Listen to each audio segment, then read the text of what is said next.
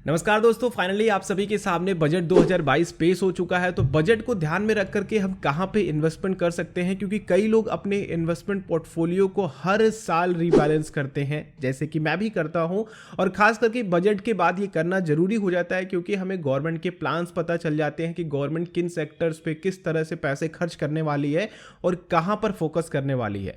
तो अगर मैं बजट 2022 को ध्यान में रख करके बताऊं तो देखिए, इसके आने के बाद आपके हर तरीके के इन्वेस्टमेंट सेक्टर्स पे फर्क पड़ता है। जैसे कि आपके क्रिप्टोज हो गए, क्योंकि अब ये भी एक एसेट्स मान लिया गया है गवर्नमेंट की तरफ से। और आपके सामने रूपी क्रिप्टो आने वाला है, जो कि अगले फाइनेंशियल ईयर में यानी कि अप्रैल तक में कुछ इसके ब्लॉकचेन पे बेस्ड आपको देखने को मिल जाएगा। साथ ही आपके इक्विटी भी है, आपके सामने बॉन्ड मार्केट है, आपके सामने फिक्स्ड इंस्ट्रूमेंट है, जैसे कि fixed deposit, recurring deposit, PPF वगैरह, इस तरह के भी ऑप्शंस हैं।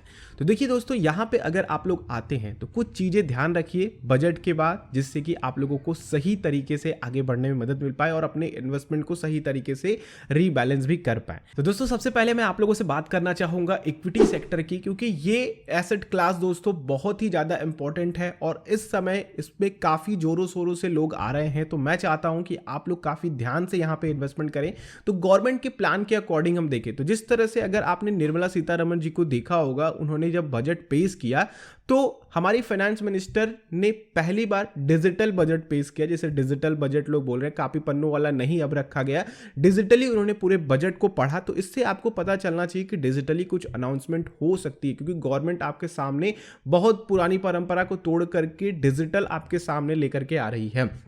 तो उससे आप लोगों ने देखा कि उन्होंने कहा कि हम कैशलेस इकोनॉमी को बढ़ावा देंगे, हम क्रिप्टोज को लॉन्च करेंगे, जो कि अगले फाइनेंशियल ईयर में उन्होंने क्रिप्टो के ऊपर टैक्सेस को भी बताया। तो इससे आपने देखा कि जो ऑनलाइन ट्रांजैक्शन को बढ़ावा देते हैं, अभी हाल ही में आपने पेटीएम का आईपीओ देखा और पेटीएम के आईपीओ को किस तरह से लोगों ने पसंद नहीं किया और किस तरह से शेयर उसके धड़ाम से गिरे। और आपने बजट के दिन देखा कि जब ये बात हुई कैशलेस इकोनॉमी की, तो पेटीएम के शेयर्स भी चढ़े। तो मैं आपको पेटीएम में इन्वेस्टमेंट करने की सलाह नहीं दे रहा हूं, बट मैं आपको एक आइडिया दे रहा हूं कि किस तरह से बजट किसी शेयर और किसी सेक्टर को प्रभावित करता है। उसी तरह से दोस्तों, गवर्नमेंट ने कैपेक्स की बात करी, तो कैपेक्स से हमें सीधा सीधा देखने को मिलता है कि गवर्नमेंट जो है वो ग्रोथ पे फोकस करना चाहती है। कैपेक्स क्या होता है दोस्तों? कैपिटल एक्सपेंडिचर, जो कि अलग अलग सेक्टर्स में वो पैसा डालती है और इकोनॉमी को बूस्ट करने की कोशिश करती है। और यहां पे देखा जाए दोस्तों, तो आपके इंफ्रास्ट्रक्चर पे काफी ज्यादा फोकस किया गया है, जिसमें roads, buildings, health, education facilities वगैरह, इस तरह की जो इकोनॉमी को बूस्ट दे सके, जहां से ज्यादा पैसा गवर्नमेंट बना सकती है, वहां पे वो फोकस करती है। तो देखिए दोस्तों, आप लोगों को समझना होगा कि जहां ग्रोथ पे फोकस किया जाता है, उसी के साथ आपका इन्फ्लेशन भी आता है। तो इन्फ्लेशन की वजह से आपका इक्विटी मार्केट में जो भी कंपनी कंज्यूमर बेस्ड है, क्योंकि इन्फ्लेशन आएगा तो जो भी डेली एसेंशियल चीजें हैं उनको तो इंसान खरीदना बंद नहीं कर सकता है। ठीक है, अगर आपको नमक चाहिए तो आप नमक खाना बंद नहीं कर सकते, क्योंकि इन्फ्लेशन बढ़ चुका है। जो नमक 10 रुपए का मिलता था, अब वो 15 रुपए का मिल रहा है। तो इस तरह के आप नहीं करेंगे, आपको वो चीजें लेनी ही पड़ेंगी। इससे होगा कि कंपनीज की कमाई बढ़ेंगी। तो आप एफएमसीजी के प्रोडक्ट पे फोकस कर सकते हो। प्लस मैन्युफैक्चरिंग की बात करते हैं, रियलिटी की कंपनीज हैं, वहां पे अपना इन्वेस्टमेंट बना सकते हो। प्लस आईटी, क्योंकि डिजिटली गवर्नमेंट काफी ज्यादा काम कर रही है, तो आईटी सेक्टर में आप एक लंबा इन्वेस्टमेंट कर सकते हो, जो कि 4 से 5 साल का हो जाता है, जिसमें आप लोगों को काफी अच्छी ग्रोथ देखने को मिल सकती है। तो ओवरऑल अगर मैं अपने फोकस की बात करूं, और मैं आपसे भी जानना चाहता हूं कि आप किस सेक्टर पे फोकस करना चाहते हो, केवल और केवल बजट को ध्यान में रख करके, क्या आप अपने पोर्टफोलियो को रीबैलेंस कर रहे हो, या फिर आपने अपने पोर्टफोलियो को जस का तस छोड़ रखा है और लॉन्ग टर्म के लिए आराम से शांति से बैठे हुए हो? नीचे कमेंट करके जरूर बताना इसके बारे में। तो मैं कुछ आईटी सेक्टर पे फोकस करने वाला हूं, जो कि आने वाले 5 सालों के लिए होने वाला है। साथ ही मैं रियलिटी सेक्टर पे यानी कि रियल एस्टेट पे भी फोकस करना चाहता हूं, जिससे कि जो एक बूस्ट मिले, जो एक साइकिल चलती है रियल एस्टेट वाले, वो मुझे लगता है कि अब देखने को आने वाले समय में मिल सकता है 2 से 3 सालों में। तो मैंने 1-2 शेयर को पिक किया है, जिनमें मैं अपना इन्वेस्टमेंट करूंगा इन 2-3 सालों के लिए। साथ ही मैं फोकस करना चाहूंगा फाइनेंस कंपनीज पे। फाइनेंस कंपनी, क्योंकि देखिए दोस्तों, ग्रोथ की जहां बात आती है, वहां पे लोन की भी बात आती है। तो जहां पे अगर गवर्नमेंट ग्रोथ ले रही है, तो अपना जो ग्रोथ बढ़ता है, यानी कि जो कंज्यूमर बेस्ड ग्रोथ है, उनके भी पैसे मार्केट में निकल करके आते हैं। तो ये कहीं ना कहीं एक दूसरे से इंटरलिंक्ड होते हैं। वो कहते हैं ना, जो ऊपर होता है वो नीचे भी धीरे धीरे धीरे इन्फ्लुएंस होता है। तो आपकी जो फाइनेंस कंपनीज हैं, जैसे कि बैंकिंग सेक्टर हो गए, हाउसिंग फाइनेंस कंपनीज हो गई, उनमें अच्छी ग्रोथ देखने को मिल सकती है आने वाले समय में।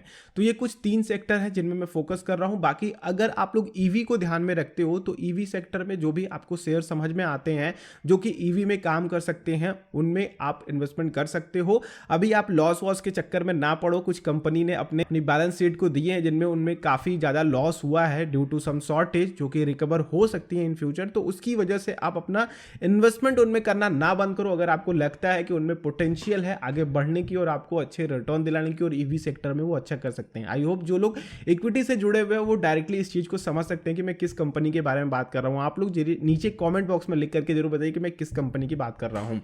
दूसरी बात करते हैं दोस्तों बॉन्ड मार्केट की। तो बॉन्ड में जो आपको रिटर्न है, मैं कहूंगा कि आपको लिक्विडिटी को ध्यान में रख करके किसी बॉन्ड में इन्वेस्ट करना चाहिए और बॉन्ड में इन्वेस्टमेंट ऑलवेज सही रहा है।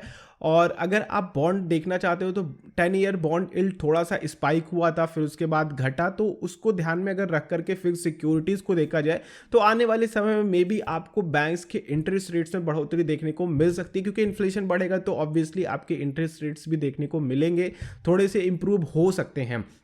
तो अभी भी फिक्स सिक्योरिटीज उतना बेहतरीन ऑप्शन नहीं लगता है, लेकिन हाँ मैं आप लोगों के लिए इस पे एक सेपरेट वीडियो लेकर के आऊंगा जिससे कि आप लोगों को इसके बारे में डिटेल पता चल सके।